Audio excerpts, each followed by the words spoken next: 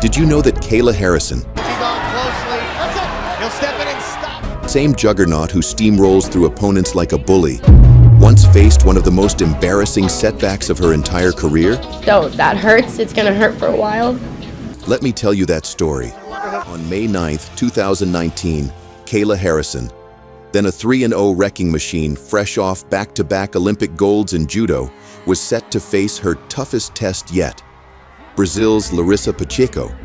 But what was billed as a challenge turned into just another walk in the park for the American mauler. Harrison tossed Pacheco around like luggage at an airport in the first 2 rounds, before adding some fierce ground and pound to the mix in the third and final round. Larissa Pacheco rolls to her belly, thinks better of it, and gets caught at the cage right there. This is a great position. And when the dust settled, the judges made Harrison's dominance crystal clear with scores of 30-25, 30-27, and 30-27. And Larissa Pacheco rolls to her belly, thinks better of it, and gets caught kind of half.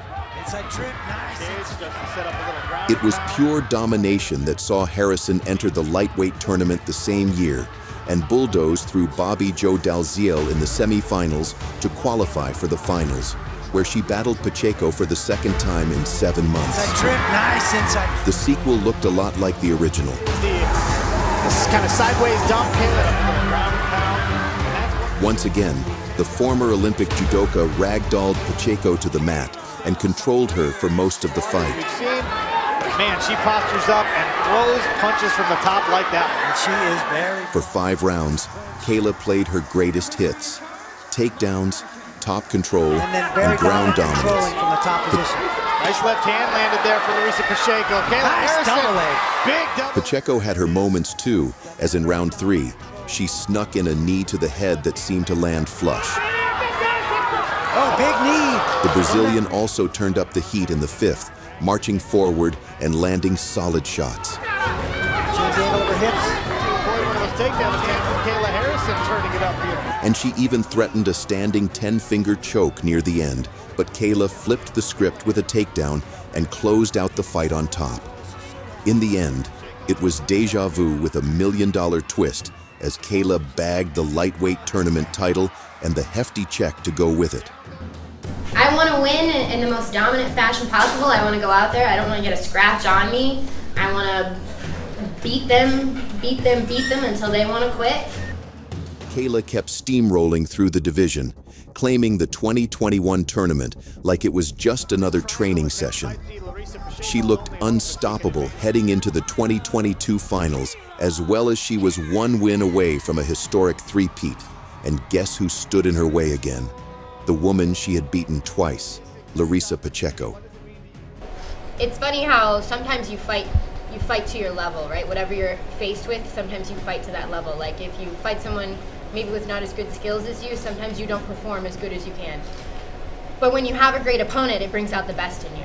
And Myra always did that for me in judo, and I feel like Larissa does that as well for me in MMA.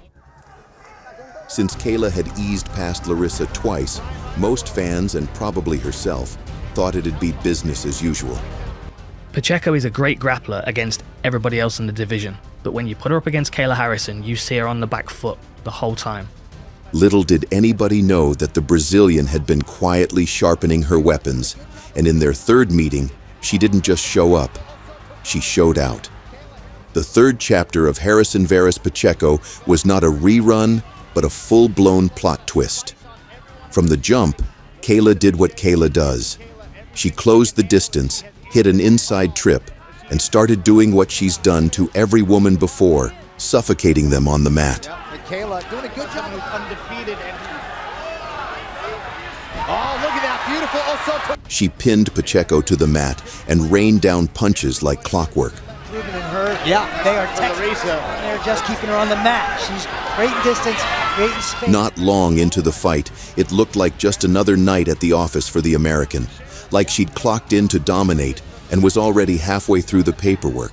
Posture, keeping those hips in, saddling into the back of those thighs.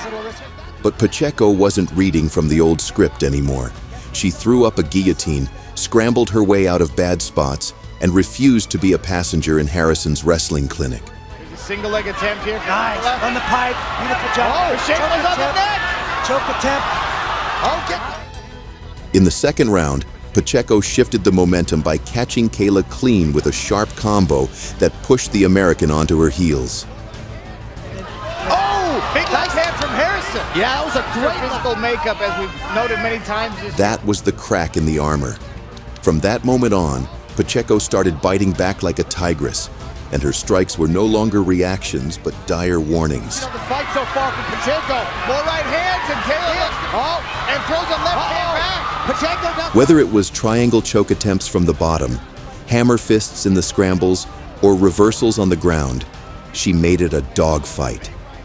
Be tough to put away. Oh, big right hand. Big left again from Kayla. Kayla still had control, but she no longer had dominance, as she was steering the ship away from the raging storm that was Pacheco. Double, nice sprawl. And another second shot. effort by Kayla. One headlock now. Oh, Comes out. wow. Beautiful. Pacheco turned every takedown into a battle, every top position into a war zone. This may very well. Sorry, Randy, go ahead. Trying to get that arm across. Now trying to get that arm across. Kayla now, she's going to go back. Back to quarter, she's going to stand up.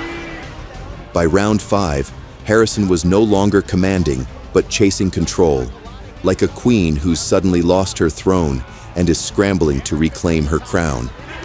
For someone who took a lot of heat, that's what's going to happen if you hang out in the clinch for too long with Kayla. Kept those double. Pacheco, on the other hand, was chasing legacy. Hammer fist from the top here. Larissa Pacheco going to work again. Still alive. Going to work. But this is where we've seen Kayla escape and get on top from this position.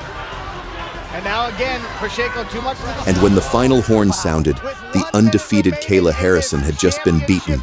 In the fifth, an incredible women's lightweight world championship bout.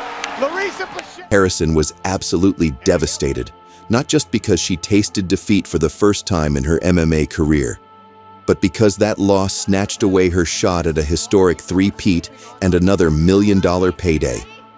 The invincible aura she had built over years vanished in a single night, and what was supposed to be her coronation turned into heartbreak under the bright lights. So that hurts. It's going to hurt for a while. The impact of the loss took such a hit on Kayla that she couldn't sleep at night for days after the event. It's not a foreign thing. It's just like it keeps me up at night. After her loss, Kayla didn't stay in the PFL for long. She fought Aspen Ladd in a non-title fight and beat her before eventually parted ways with the promotion she dominated for a good 4 years to sign with the UFC, where she competes in the 135-pound division, 20 pounds lower than her PFL weight class. Will the weight cut be a problem moving forward? Is the aura of invincibility gone for good? Or was the Pacheco loss just a bump in the road, a plot twist in the making of a future GOAT? Only time will tell.